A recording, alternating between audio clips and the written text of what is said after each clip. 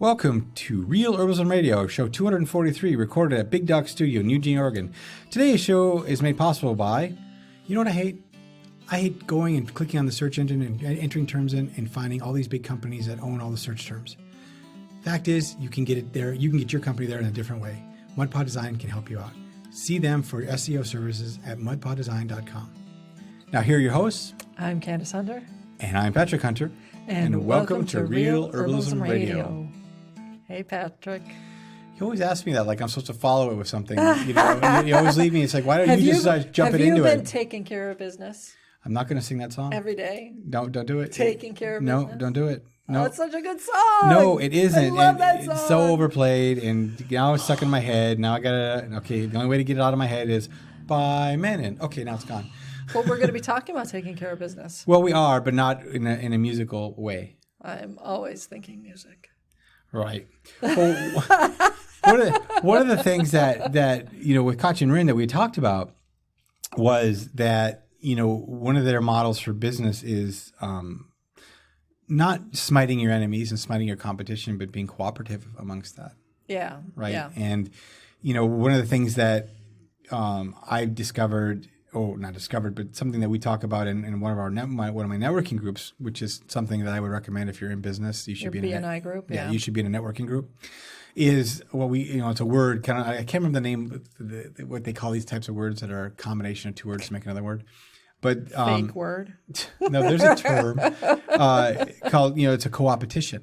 Yeah. Meaning we're cooperating. I want you to succeed. I want to succeed, but I don't want to succeed at the detriment of your business. I don't want to make it so that you can't do what you like to do. Right. Right. I want you to succeed too. And again, it doesn't mean that I don't want to have every possible graphic design and website design job out there. I don't want it because I'm not the right provider for many customers, but somebody else might be. Right. And that's where the coopetition comes in. I have a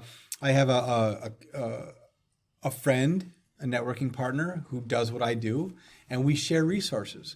I've pointed him in directions. He asked me questions, because sometimes you need to have somebody in the same industry as you to help you move forward and get answers to things that you're not going to get easily. That's really important, especially when you're sole proprietor or single business owner. Oh, yeah.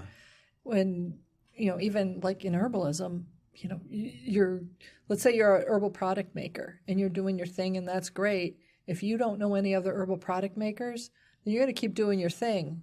And eventually, you're going to get bored with your thing. And then you're going to try to make changes, but you might not have really great ideas. Right. And maybe your thing becomes less and less profitable because you haven't innovated your processes. Mm-hmm.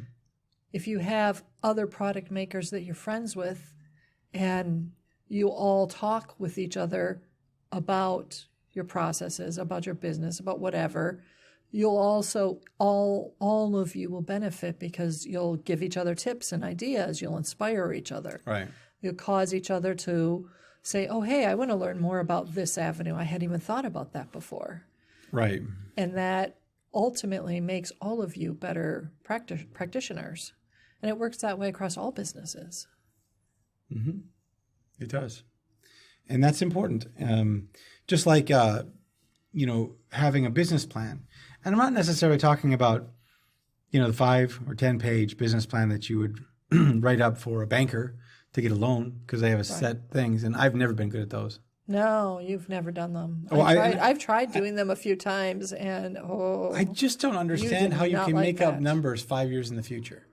Oh. And these projections that, really, honestly, you're just throwing spaghetti at the wall and see what sticks. I think I'm going to sell this much in 5 years. Well, geez, really? You don't even know. Are you even underestimating? What if you underestimate it and you need more? I just never can think about those business plan projections and costs and things that I'm going to need. I've always been, here's what I do. Here's what I can do. Here's where I think I want to be. And this is what I'm going to do to get there. Right. Yeah. Your business planning has not been formalized on paper. Oh, no. Well, when I actually called Katja and Ryn up, and asked for, to talk about business planning, that's what I was thinking about was the formalizing of a business plan on paper. Right. Because that's the way my mind works. For me, writing down the plans just helps my mind sort them out. It helps me recognize which questions I need to ask, what areas I might have that are need some more learning, that I Right. need to, strengthen, and which areas are already strong and how can I best leverage those to help me get to where I want to go. For me, the process is through words and on paper. That's the easiest. And then I wrote it down so I don't have to remember it. Just like Dr. Jones in Indiana Jones and the Temple of Jones. Right. Write this down so I don't have to remember I wrote it. it down so I don't have to remember. Yes, exactly. My memory is like, no, there's a lot of stuff I don't want to remember anymore. And I think that's the difference between, you and I, we've talked about this a little bit before there, where, I'm very much in the forest, in the trenches, trying to avoid the trees in front of me, trying to get around to my goal, to where I need to be, Right. Always focusing on those critical decisions on a day in and day out basis, where, you're always up above the trees looking at where you can see where the business should go, because you have that vantage point. Yeah. And I know it's supposed to go there, but it's never in a straight line. And Right. it's always, meandering around. So I'm always, putting out fires, dealing with this, getting us there, kind of like moving us along. And you're over there at the back of the ship and the big wheel turning it and going, yes, this is where we need to go. I can see it over there. And, I'm swabbing the deck and fixing the sails and, trying to get it so that we can go there. But, the other thing too is that I've always felt business plans seem to be so formal and so rigid. I know that's not the case necessarily, but for me, I always watch what's happening in the industry. In the industry, like, in graphic design, website design, that kind of, where are things moving to? What's the next big wave? What's the next new thing? And what are people going to want? Yeah. And that's helped me immensely. I mean, I was doing a website design with technology that was good at its time, but it wasn't aging well. And I could start to see really quickly that there was other things that I could do that would be better, that would move my business much further. And I made those choices. They were Right. painful at the time, but I'm glad I did. Yeah. And not only because that other software was becoming a little more esoteric and there wasn't a lot of support with it and it was harder to use. But now with the software I use now, I mean, it's so popular. There's so many resources for it and so many people are using it. So if you have a question, you can find out. And that's the kind of thing, is moving to where the industries are going. And it doesn't matter the industry. It could be herbalism. It can be websites. It could be, making, cable display systems. It doesn't matter. Following that, I mean, if you keep doing, there's a reason why there's a lot fewer horseshoe makers now than there were 150 years ago. Yeah, it sure is. Or steam engine makers. A lot of fewer of them for reasons. Technology moved, things changed, markets moved. It's constantly evolving. And I always felt that business plans were this rigid thing. Now, that was when I was younger. Now I also know now that business plans are designed more for funding. Well, one of the things I like about Katja and Ryn's approach is that they're not talking about a business plan. They're talking about business planning. Mm-hmm. The ing implies an ongoing process. And really, when it comes down to it, if you're doing it right, planning regularly and acting on your plans regularly is what keeps your business not only alive, but vital. Yeah. There's a saying, work on your business, not for your business. Yeah. Right. And oftentimes as sole proprietors, we're constantly working for the business. Yeah. We're selling for it, then we sell it, and we have to produce, and then we just keep that cycle going. And we don't take the time, like in corporate America, you go on these retreats. Right. Lots of large companies do the corporate retreats. They go on retreats. Sure, you go to a golf course thing, but there's all these seminars and stuff around that, and then the icing or the reward for going is you get to play a round of golf, or you get to go to the beach, or you get to go to the pool, or whatever it is. Well, the thing is, though, too, when you're doing the round of golf with 4 other people or 3 other people or whatever that you've been taking these seminars with, you start talking, right, and you'll throw ideas around, and it's those not direct sitting in the seat doing a seminar or writing the plan. It's those other moments when you're doing something else that the most creative and usually most profitable ideas arise, Yeah. Getting that inspiration in the shower thing. You're right. But that's the point, is you go to work on your business, not for your business at that point. And it doesn't have to be a round of golf. Heck, it can be fishing. It doesn't matter. It can be anything. The point is that you take the moment to assess away from your business. I would do this not at my desk. I would do this somewhere else because the second I'm at my desk, there's email. And then there's the Pre-COVID, thing. we'd go to a coffee shop. Yeah, but pre-COVID, we'd go to a coffee shop or something. now it might be just go sit down by the river. Yeah, right? Or maybe we'll go to the coast. Distanced from everybody else. But yeah, working on your business is just as important as working for your business. And I think that's kind of what they were saying. And I think that's maybe what you were saying too when you were talking about the planning part of it, the ing part of it. Yeah. Yeah, it's taking time. And then also, when I was originally thinking about this, I thought, they'll talk about, a specific template that's a really good one to use. Or what parts do you need in that? But the reality isn't really that you need to write it down in some specific rigid form. The important part is that you think of the many parts of your business, that you are diverse in your income streams, like they said. And diversity in income streams is important for the individual business owner. True. It's also important for the woman that's working for a company.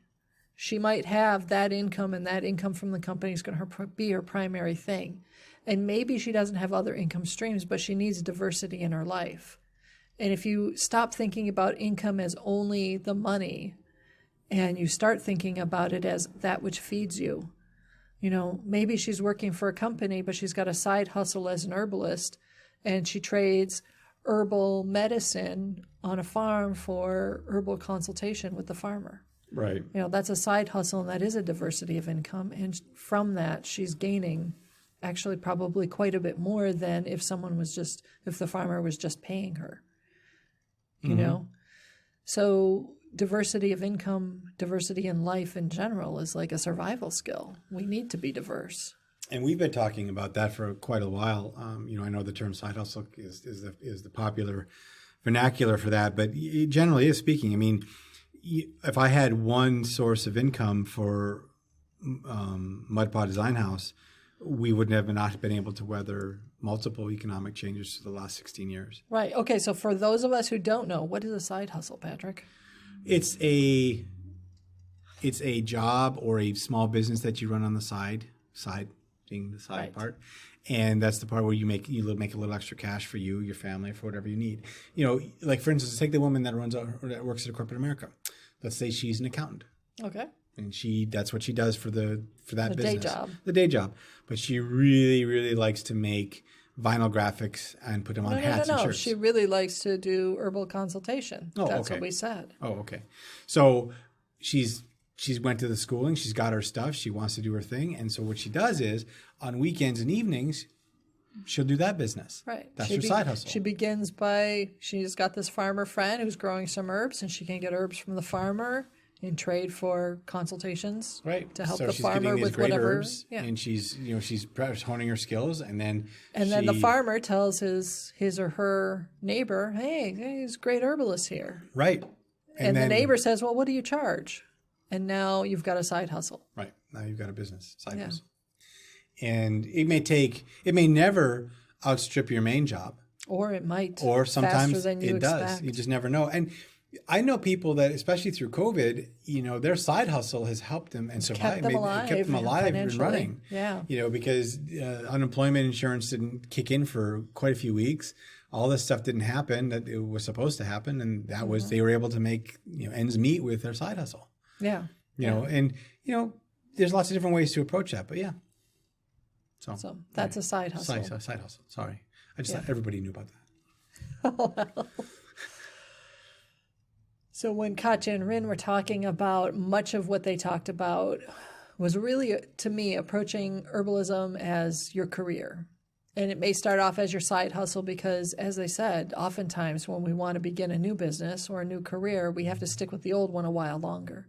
And you have a transitional period of perhaps 2 or 3 years, it depends, during which you're doing both jobs.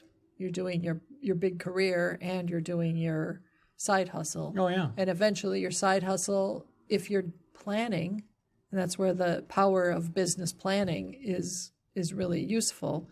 If you're planning, you can begin to build, or you can turn that side hustle into a thriving business within a relatively short amount of time, maybe a year, maybe 2, instead of 5 or 8. And part of the planning process, as you see your side hustle growing into something that's big enough to support you or close to that, is that you start planning yourself out of your day job. Mm-hmm. Yeah, I mean, that's how it happened for me. Is my side hustle became the business. Yeah. Right. Yeah. But yeah. Yeah, that often, I think a lot of sole proprietors, at least small size businesses, began as a side hustle that was really interesting and grew enough that it could start to support them. Hey everyone, Patrick with the Practical Herbalist and Real Herbalism Radio. I want to talk about one of our sponsors, Sacred Blossom Farm, and over in Wisconsin with Tony DiMaggio, herbal gardener, herbal farmer. He sent us some samples, and one of the samples we got was Dream. And I wasn't too keen on it because it said it would be the most relaxing tea that we know, and that it'll make me sleepy and relax. So I wasn't sure about it, but boy, I tell you, after looking at it, and the colors on this stuff is amazing. The purples and golds and greens. I mean, I've never seen herbs in this condition before, in a bottle, in a package. They're amazing. So I did try some, and boy, it did put me to sleep. It really made me really relaxed. And sometimes I can get pretty wound up when the website's not working, or whatever you name it, something's not going right. This really can kind of set your day straight or get you ready for bed. So if you're interested, sacredblossomfarm.com. And if you go there, you'll get 15% off. Just use the coupon code REALHERB15. That's all caps. So it's REALHERB 15, Sacred Blossom Farm. And again, if you purchase from them, you get the discount, but we also get a little bit as well to help support the Practical Herbalist and Real Herbalism Radio. And if you go there, give Tony a big thank you. Go.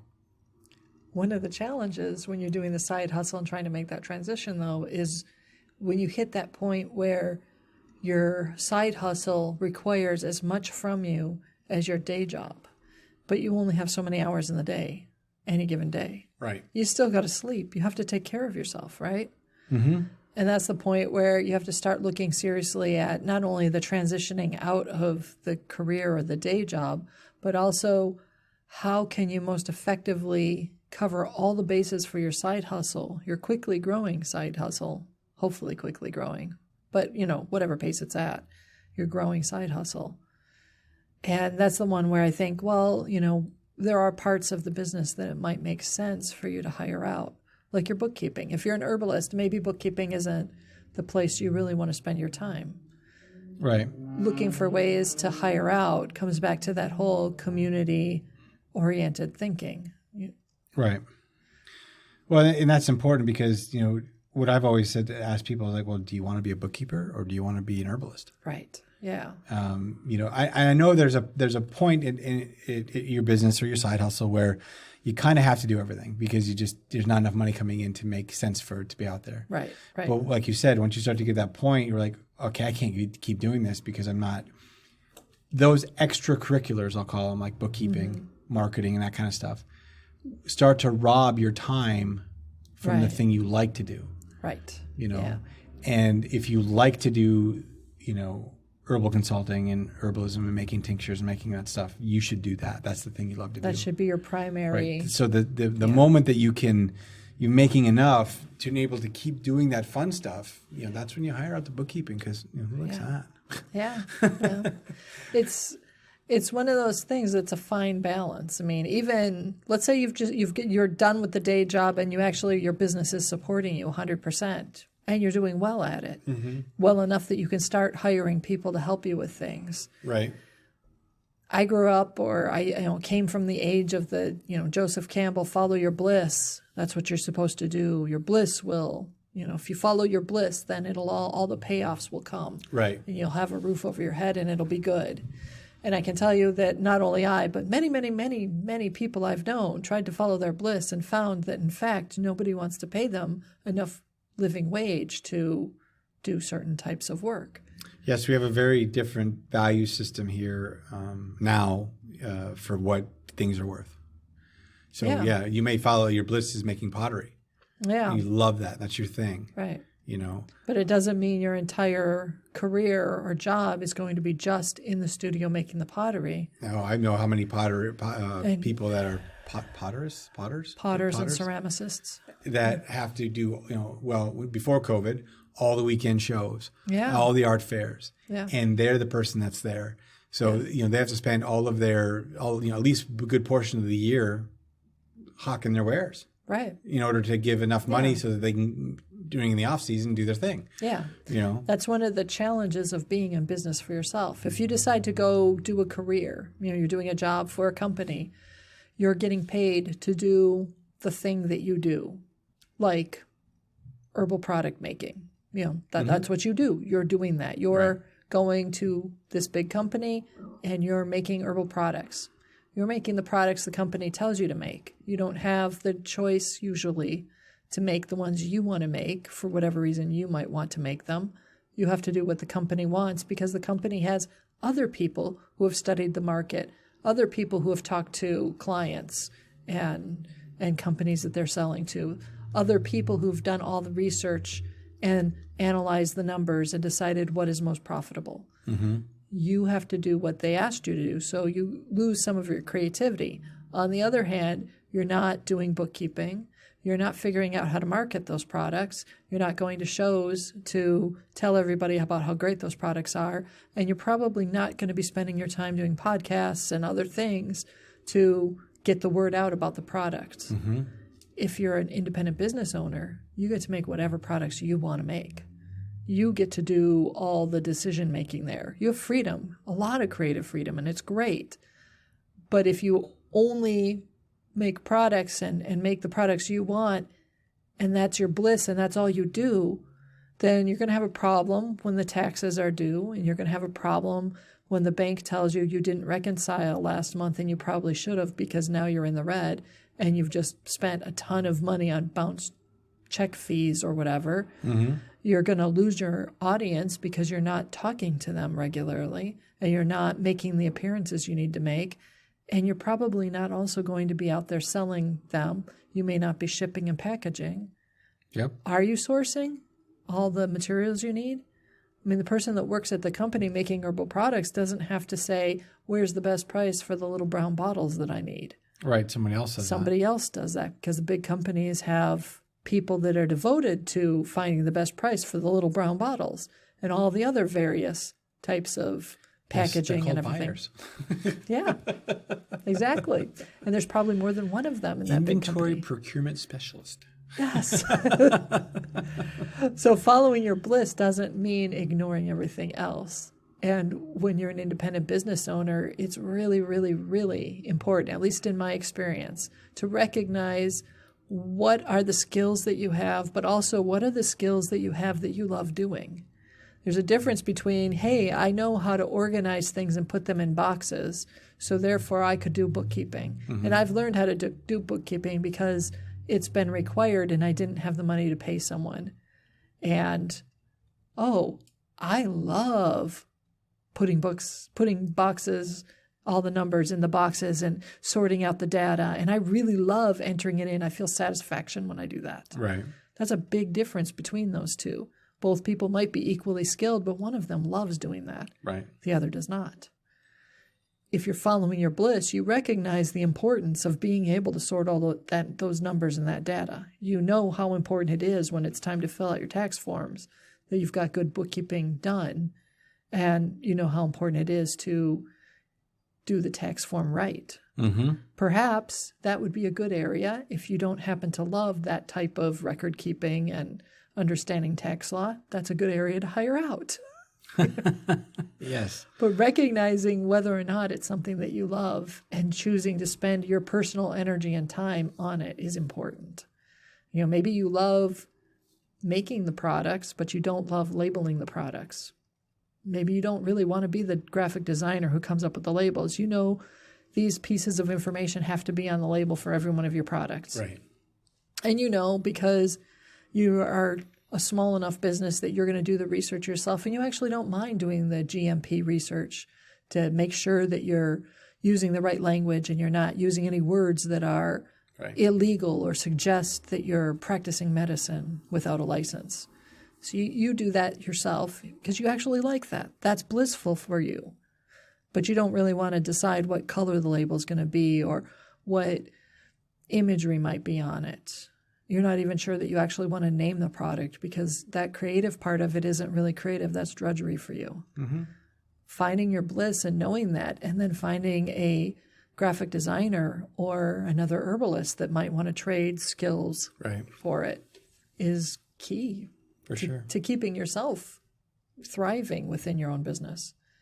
We can have really successful businesses and not be thriving ourselves. Yes, that is true. And I've seen that happen with a lot of people in a lot of different businesses. Mm-hmm. I know a few. Yeah. Yeah. And learning to say, I'm hiring out for this because I really don't love it is really important. Especially since there are things, like I know that Katja and Ryn are adamant about doing their own social media, which I think is admirable. I mean, if you contact them through Instagram or Facebook or whatever, and you see Katja replying to you, that's really Katja. She's replying to you. Right. It's not her personal assistant or some, social media goddess that she's hired to do the job. Some media it's her. person. Exactly. And for them in their business and in their practice and in their ethics and values, that's key. That's a very important piece of their business. And I totally respect that. But I can also see the wisdom in hiring someone to do social media for you, particularly if you really don't enjoy social media and you find it draining and tiring and it makes you angry. Mm-hmm. If opening up Instagram and trying to make a post regularly makes you angry, you probably should hire somebody else to do that. And instead, you should do the things that feed you. Exactly. Maybe you still need to be the one who replies when people ask questions. That, if you're replying under your own name, you might want to do that. But maybe you hire a personal assistant to help you with those replies, in that you sit down together and the personal assistant said, I have these 5 questions that people have asked. And you say, okay, here's the answer for this, here's the answer for this. Mm-hmm. And you go down the list. Personal assistant goes and actually does the physical job of posting. Right. You're still being honest in the fact that you heard the question, you gave a reply, but you let somebody else make sure that the message went through. And that gives you a little bit of buffering. Well, and that's when it becomes the business becomes the entity, not just you. Yes, exactly. And I think moving from that idea that a business is you to the business is its own entity is a big challenge for a lot of us. Oh, yeah. We're in our businesses. Especially when we put our name on our business. Oh, yeah. Right. And then you later on, you're like, oh, I need to not do that. Because people, they don't hire the business. They want to hire you all the time. Yeah, it's hard to go from Tim's Herbs to I'm going to sell Tim's Herbs to Joe. Yeah, yeah. I mean, if it's Emerald Valley Herbs, you're buying from Emerald Valley Herbs, not specifically Tim. Yeah, yes, exactly. And if I go to buy, Tim's best herbal formula and I'm getting it from this guy across the counter at Tim's Herbs, I'm expecting he's Tim. Mm-hmm. And if he's not Tim, I, as the customer, might be kind of a little bit upset. This is Tim's best herbal formula from Tim. I just watched you make it. Right. Aren't you Tim? Right. So, but there's so much that goes into business and running businesses and being part of a business. I mean, I guess, I wouldn't have it any other way at this point. Right. Yes, I love being in business as we are. I kind of wish early on in our career there might have been something a little bit like the program that Katja and Ryn have, the business mentoring program that they do, because that would have made getting started a heck of a lot easier. Yeah. And having someone there, like they actually do, as far as I understand, they do mentoring. So you're in their program and you're working on planning for the next 3 months for your business and what you want to do and what goals you want to accomplish. And you've got questions. Does this make sense? Does that make sense? Does this sound like too much? You can actually ask them and they'll talk with you about it and they'll help you find the best path for yourself and for your business. Yeah. And they'll help you figure out how to find it for yourself so that way you don't have to have them as your mentors forever, because at some point you'll have all the tools. You'll know how to fish. They'll teach you how to fish. Exactly. So to speak. I don't know if they'll actually teach you to catch trout, though. Don't quote me there. Right. All right. So with that, Put an herb on it. The statements made about herbs and products on this podcast have not been evaluated by the United States Food and Drug Administration, FDA, and are not intended to diagnose, treat, cure, or prevent disease. All information provided on this podcast or any affiliated websites is for informational purposes only and is not intended as a substitute for advice from your physician or other healthcare professional. You should not use the information on this podcast and its affiliated websites for a diagnosis or treatment of any health problem. Always consult with a healthcare professional before starting any new vitamins, supplements, diet, or exercise program before taking any medication, or if you have or suspect you might have a health problem. Any testimonials, questions, or case studies are based on individual results and do not constitute a guarantee that you will achieve the same results.